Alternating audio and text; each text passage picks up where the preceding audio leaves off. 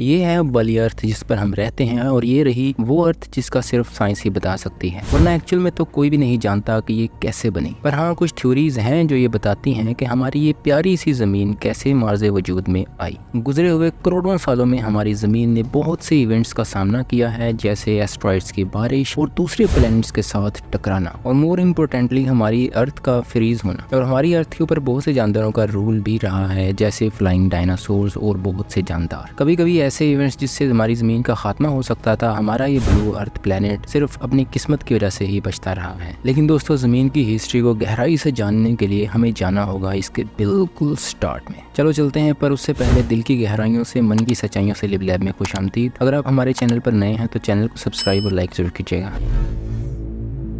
4.5 billion साल पहले हमारे सोलर सिस्टम ने इंटरस्टेलर गैसेस और डस्ट के डेंस क्लाउड से बनना शुरू किया। ये क्लाउड भंवर की तरह एक डिस्क बना और इतना गर्म हुआ कि वहाँ मौजूद हाइड्रोजन हीलियम में बदल गई। ये जो सन हम आज देखते हैं ये सिर्फ इसी तरह बना है, और बिल्कुल इसी की तरह हमारी ज़मीन भी मार्ज़े वजूद में आई है। हमारा सन यानी कि सूरज के बनने के बाद उस क्लाउड डिस्क के बाहर जितना भी मादा था वो इकट्ठा हुआ, और यही वजह बनी हमारे प्लैनेट्स और मून्स के बनने की। जैसे जैसे वो मादा इकट्ठा होता गया वो बड़ा होता गया, गोल मटोल होता गया। सोलर सिस्टम के ठंडे रीजन्स में जो मैटर था वो बेसिकली आइस, लिक्विड और गैस का बना हुआ था। सूरज के नजदीक जो रॉकी मटेरियल मौजूद था उसने इनर प्लैनेट्स बनाए, जैसे मार्स और हमारी अर्थ। और हमारी जमीन उस वक्त बहुत ज्यादा आतिशज़दा जहन्नम जैसी थी। इसमें से भी हाइड्रोजन सल्फाइड, मीथेन और कार्बन डाइऑक्साइड जैसी गैसेस इमिट होती थीं, और उस वक्त का एटमॉस्फेयर भी इन्हीं गैसेस से बना हुआ था। न्यूली बॉर्न अर्थ पर लगातार एस्टेरॉइड्स और कोमेट्स की बारिश होती रहती थी, और बहुत ही जल्द अर्थ ने बहुत बड़े टकराव का सामना भी किया। एक प्लैनेट जिसका नाम थिया था, जो तकरीबन मार्स जितना साइज भी रखता था, आकर हमारी जमीन से टकरा गया। और इस टकराव की वजह से बहुत से पत्थर अर्थ के ऑर्बिट में चले गए, और आहिस्ता आहिस्ता ग्रेविटी ने इन सब को इकट्ठा कर दिया और एक बॉल बना दी, जिसे आज हम मून कहते हैं, यानी ये हमारा चांद। इस नई गर्म अर्थ पर उस वक्त कोई समंदर का निशान भी नहीं था। सारा का सारा पानी गैसेस की शक्ल में मौजूद था। लेकिन 3.8 बिलियन साल बाद हमारी अर्थ इतनी कूल हो चुकी थी कि वाटर कंडेंसेट हो सके और एज अ लिक्विड एग्जिस्ट कर सके। कंडेंसेट का मतलब यही है कि गैसेस का लिक्विड में तब्दील हो जाना, और इसी वजह से हमारी ज़मीन बनी पानी की टैंकी, और पूरी ज़मीन के ऊपर पानी ही पानी आ गया। H2O यानी वाटर जिंदा चीज़ों के लिए एक अहम इंग्रेडिएंट है। तो मेरे दोस्तों, इस पानी की वजह से हमारी ज़मीन पर ज़िंदगी तकरीबन 3.7 बिलियन साल पहले से दिखना शुरू हो गई। ये सबसे पहली ज़िंदगी की शक्ल थी माइक्रो ऑर्गेनिजम्स की शक्ल में, पर करोड़ों साल बाद इन्हीं ऑर्गेनिजम्स ने दुनिया को बिल्कुल तब्दील कर दिया। ज़मीन पर पानी ज़्यादा देर तक ना रह सका, और कदीम समंदर में से बहुत जल्द एक नया कॉन्टिनेंट उभर पड़ा। साइंटिस्ट इसे क्रेटोन कहते हैं। जैसे जैसे ये कॉन्टिनेंट इमर्ज होते गए, इन सब को मिलाकर एक पहला सुपर कॉन्टिनेंट बना। ये आप देख रहे हैं वालबार। वालबार असल में सुपर कॉन्टिनेंट नहीं था, ये बहुत ही छोटा था। साइंटिस्ट के ख्याल से ये तो ऑस्ट्रेलिया कॉन्टिनेंट से भी छोटा था।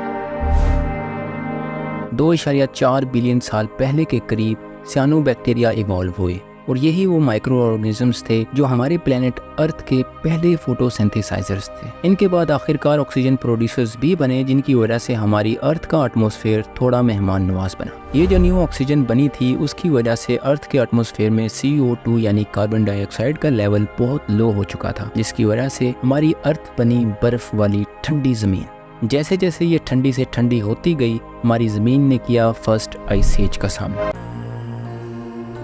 1.1 बिलियन साल पहले। दोस्तों, ये वो दौर था जब ज़मीन का माहौल तब्दील हो रहा था और साथ साथ कॉन्टिनेंट्स भी हरकत कर रहे थे। ये टूट टूट कर इकट्ठे मिलते गए और नए से नया सुपर कॉन्टिनेंट बनते गए।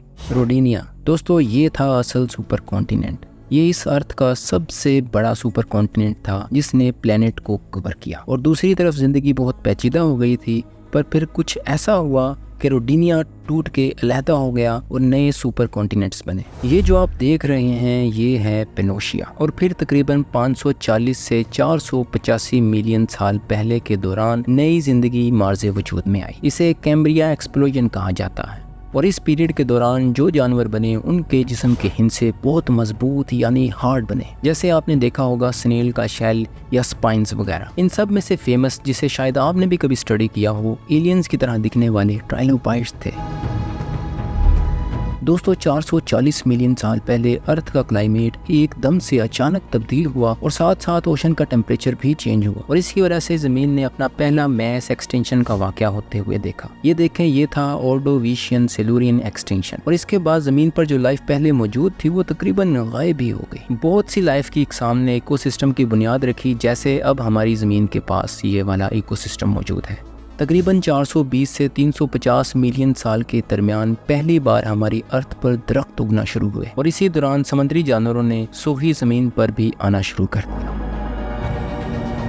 250 मिलियन साल पहले हमारी ज़मीन आखिरी और सबसे बड़े सुपर कॉन्टिनेंट से ढक चुकी थी, जिसे पेंजिया कहते हैं। बदकिस्मती से इसी दौरान हमारी ज़मीन ने सबसे बड़ा जख्म भी खाया, जिससे बहुत से जानवर नापैद हो गए, जिसे द ग्रेट डाइंग भी कहते हैं। भारी मिकदार में ग्रीन हाउस गैसेज और ग्लोबल वार्मिंग की वजह से तकरीबन 90% तक की स्पीशीज इस अर्थ से मिट गई।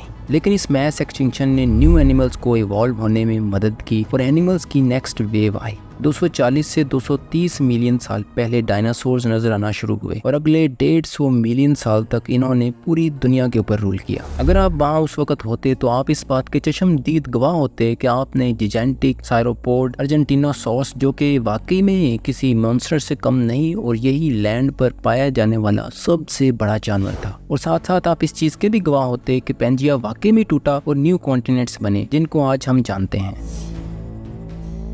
66 मिलियन साल पहले एक बड़ा शाब साकिब हमारी ज़मीन से टकराया और इसकी वजह से बहुत सा मटेरियल एटमॉस्फेयर में फैल गया और सन को ब्लॉक कर दिया। इस डिवेस्टेटिंग इवेंट की वजह से क्लाइमेट तब्दील हुआ और बहुत से डायनासोर्स यहाँ से गायब हो गए। इसके बाद एनिमल्स के इमर्ज होने की जो न्यू वेव आई, उसमें मैमल्स यानी कि ममालिया जानवर बहुत ज़्यादा थे।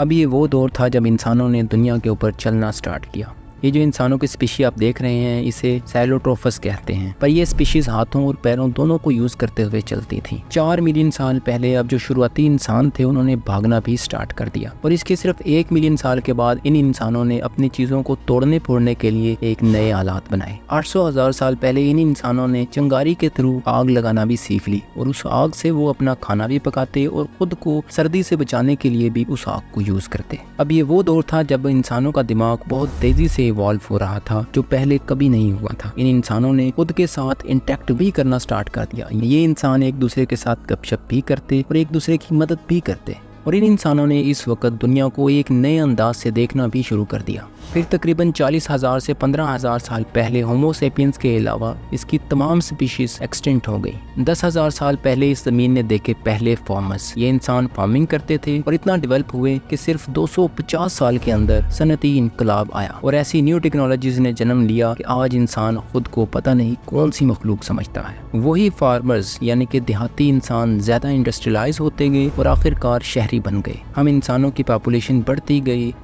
गई और इतनी बड़ी कि 1804 तक 1 बिलियन तक पहुंच गई और 1927 तक 2 बिलियन और 1960 से ग्लोबल पॉपुलेशन इतनी बड़ी कि आज 8 बिलियन से ज़्यादा हो चुकी है।